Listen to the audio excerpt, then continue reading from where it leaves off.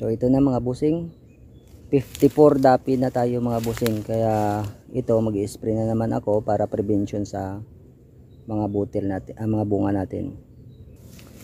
Ayan o, yan ang kanyang mga nabuo na mga bunga. Ayan. So magdadrop pa ito mga maliliit mga busing. Ayan o, yan. Tapos sa ibang mga puno mamaya ipapakita ko sa inyo. So ito hindi ko pa maikot kasi mag-umpisa na ako sa pag-spray. Naka-andar na yung makina namin sa taas. Yan. So maganda ang resulta sa ginawa natin mga busing. Yan, mamaya ipapakita ko sa inyo ang mga ginamit ko dito sa araw na ito sa 54 Daffy. So ito mga busing, prevention lang ito. Mag-spray lang tayo para prevention sa mga insekto na pwedeng sumira sa mga bunga natin. So kailangan mag-spray tayo kasi kami dito mga busing balot free. Hindi kami nagbabalot dito mga busing, kaya ito nagsi 7 days interval na ako dito mga busing pag ganito nakalaki. Ano, maraming mga bunga yan mga busing. Mamaya sa ibang puno ipapakita ko pa sa inyo. Yan, tapos sa taas oh. Yan. Medyo hindi pa makita na klaro. Yan. Oh. Yan. 54 days yan mga busing. Oh. Yan daw.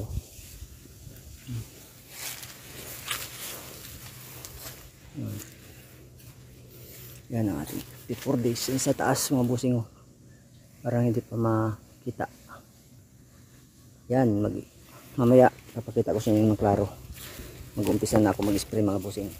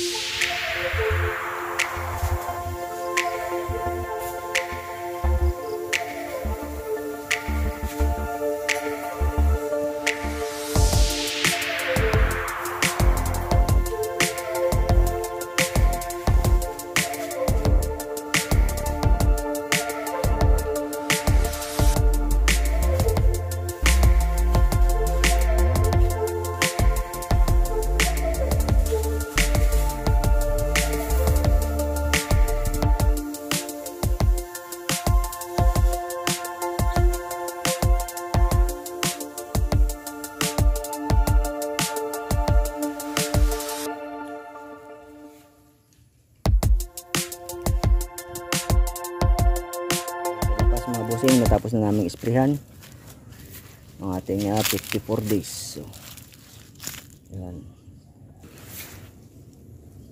Yan ang kanyang itsura. So ito mga bossing, itong puno na ito, grabe infected ito ng hoppers noon. So thankful na tayo na nabungahan tayo dito. Grabe itim-itim ng mga tangkay mga bossing. Kita nyo mga ibang mga tangkay na zero talaga.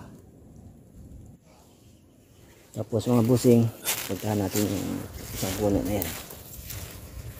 Yan. Yan ang puno na pinapakita ko sa inyo tuwing nag-i-spray ako. Simula 19 days hanggang pabaon, hanggang sa naghugas tayo. So ngayon mga bossing, natapos ko na siyang isprehan ng kanyang ika 54 days. So kanyang mga bunga na nabuo. Marami na yan mga bossing. Yan. Dito sa ilalim mo. May mga nakaabang na tayo na pangtukod mga bossing kasi mabigat na ito kapag lumaki na ang ating mga bunga. Ganito. Yan. Tapos na namin isprayan. Ang ginamit ko pala dito mga bossing, kasi nandun sa taas yung aking mga gamot, ginamitan ko ito ng Alica, Cypermethrin at saka Antracol ang mga bossing. Antracol ang ginamit nating fungicide ngayon. Ayan, kanyang bunga. Yan. So makikita nyo pa ito mga bossing pag lumaki na. So hanggang dito na lang siguro mga bossing. Salamat sa panonood at God bless sa ating lahat.